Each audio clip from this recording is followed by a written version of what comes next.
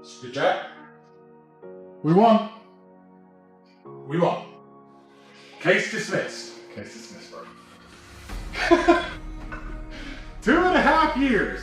Case dismissed? Case dismissed is going So everything that happened to us was for absolutely no reason. They couldn't even make a case to the judges that needs a trial. They don't even have enough evidence to take it to trial. It was all made up in the first place. It was all a Fugazi. Case dismissed. I was looking forward to 10 years of you and the whole friend. You know, I would have gladly done 10 years for you. And if they said, if you rat on your brother, then you get half sentence. If you rat on your brother, you go free. If you make some false confession and implicate your brother, you don't get any jail time and we'll give you $10 billion. I would have told him to suck my dick and I would have met you in jail. You know it. I know it. Case dismissed. Woo! Wow. That was Andrew and Tristan Tate celebrating the news that their case has been dismissed. The news that they made up. In this video, I'm going to cover what the Tates are telling you has happened and what has actually taken place in court. Let's start with this video Andrew posted with the caption, "Case dismissed." Good morning. Bust case.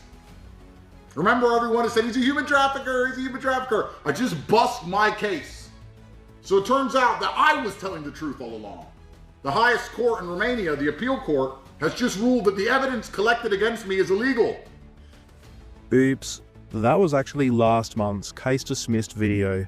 That's right, a month ago, the Tates declared to all of their fans that the case had been dismissed. Along with that video, it was accompanied by an emergency meeting stream with the title, "Case Dismissed." All of the Tates' PR goons on Twitter were involved in a massive propaganda campaign, some, if not all of these accounts, being on the Tates' payroll. Okay, let's have a look at this month's Case Dismissed video from Andrew and discuss. Case dismissed. Even better than a not guilty verdict, a judge has decided there's not enough evidence to even send this to trial. There's no evidence of crimes. None of this makes sense. They printed an indictment with thousands of pieces of paper, which doesn't mean anything. It doesn't add up to a crime. They falsified evidence. The whole thing is garbage. The case is now officially dismissed. I'm actually impressed. That was an unbelievable amount of lies to include in 20 seconds of video. Let me show you why all of that is untrue. Firstly, what has happened is the case has been sent back to the prosecutor. For the case to see trial, it will have to be re-indicted and go through the preliminary chamber process all over again. So we can start by saying, of course, this is a major W for the Tates. Not a case dismissed W, but this is likely to cause a significant delay, which is a win for anyone facing decades in prison. For why the case has been sent back to DCOT, we need to go back to last month, when a judge requested that DCOT amend some irregularities in the case file. Instead of fixing the irregularities, DCOT submitted explanations outlining why they disagreed that these changes were necessary. Now, what Andrew is saying and what his followers are repeating in my comments is that the judge decided there was not enough evidence to send to trial and there's no evidence of crimes. A judge has decided there's not enough evidence to even send this to trial. There's no evidence of crimes. To show how absolutely rubbish this is, let's look at all the irregularities which the judge outlined to the prosecutor. To save myself recording the same thing twice, I'm going to refer to my video from last month, from when the judge brought up these irregularities and Andrew declared that the case was dismissed. I'll leave a link to this video in the description for those interested. This is the Bucharest Court of Appeal portal. It is public information. Anybody can look this up. This is the ruling from yesterday's hearing. It is what the judge actually said. I'm going to keep this on the screen as I go through this post from Crayon Murders, which breaks down everything that the judge ruled in a digestible way. Firstly, there was the situation with the confiscated assets, where the judge is asking them to be outlined in more detail. This is a nothing burger that we knew would happen. 2 victims' statements that they have given to court have been excluded because they were taken too early. These 2 women will need to give their statements to the court again, but their statements to DCOT remain. Again, this is a nothing burger that we knew was coming. There is some information regarding one of the victims, which is to be added to the indictment and sent to Tate's legal team. This appears to be an easily fixable procedural error.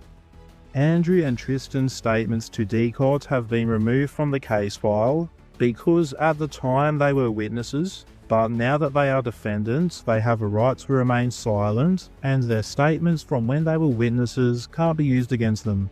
Crayons sees this one as a small W for the Tates. The judge wants DCOT to adjust the description of the human trafficking offences against the Tate's female accomplices, Georgiana Nagel and Luana Radu. That is it. Present day gadgets here again. Here is the ruling from that day that includes all of the concerns which the judge brought up about the case file. I challenge any of Andrew Tate's supporters to pause the video and find where the judge says there is a lack of evidence. You can't, because it never happened. And in Andrew's silly little propaganda video, he was spewing on repeat that this happened because there was no evidence. Verdict. A judge has decided there's not enough evidence to even send this to trial. There's no evidence of crimes. But if there's no evidence to take me to trial, there was never any evidence to put me in jail. There was never any evidence to raid my house 5 times. There was never any evidence to keep me travel banned for 3 years. There was never any evidence to stop me seeing my children. There was never any evidence to stop me seeing my mother when she had a heart attack. There was never any evidence to steal all of my cars and all of my money and all of my wealth. There was never any evidence for the media. And there was never any evidence for me to be there in the fucking first place. And there's never been any evidence in the first place, like we've been telling you for 3 solid years. An absolute lying clown. The judge did not cite the amount of evidence or lack thereof as a reasoning for his decision. Let's cut the bullshit for a minute and talk about what we can expect to happen from here. As I mentioned, the first case against the Tate brothers in Romania has been sent back to the prosecutors to the investigation stage and will need to be re-indicted to make it to trial. While this may be significant in delaying the case, this is why I don't think anyone should be alarmed. For those that aren't aware, there are 2 separate cases ongoing in Romania against the Tate brothers and their accomplices. The first being the case that we saw them arrested and incarcerated for in December 2022, which involved various alleged crimes including the trafficking and rape of 7 women. The second case was the one we saw the brothers arrested for in August.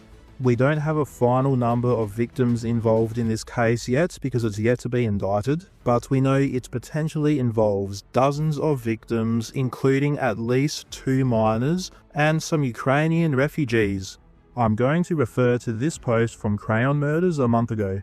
As Crayons outlines in this post, sources have told us for some time that it is likely that the first and second case in Romania will be combined into one huge case, which would require a new indictment and render the original indictment in the first case pointless. Given we've known this was on the cards for a while, and this is just speculation, but if we think about the reasoning why DCOT didn't even attempt to amend the irregularities in the indictment of the first case. If, as we expected, DCOT were intending on combining the first and second cases in Romania into a new indictment, why would they put the resources into making the amendments the judge requested for the indictment of the first case, when they could simply make these adjustments in the new combined indictment? To me, this just seems like a logistical decision. If they are in fact planning to combine the first and second case, you would hope they were putting all of their resources into preparing this.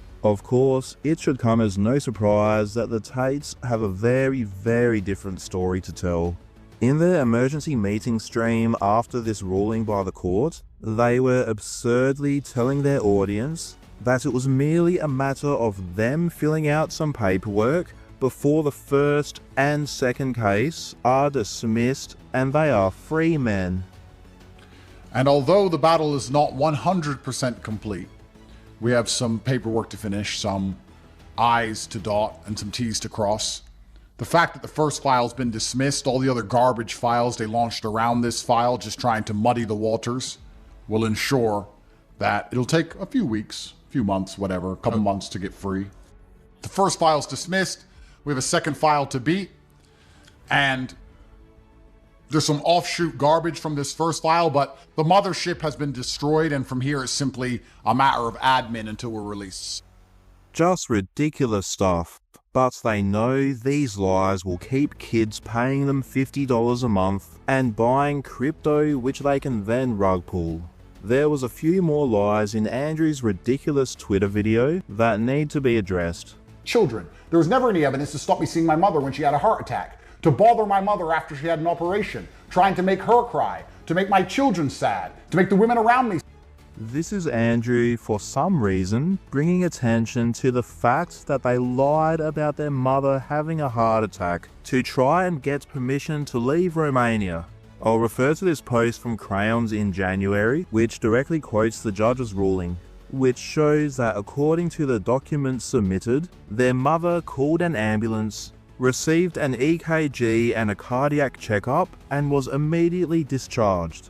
Yet they got all of their minions on social media to post that their mother had had a heart attack and it was so unfair that they weren't allowed to visit her. Hilariously, the judge referred to when they tried this trick with their grandmother and lied that she had a heart attack, getting their fans to post all over social media about it.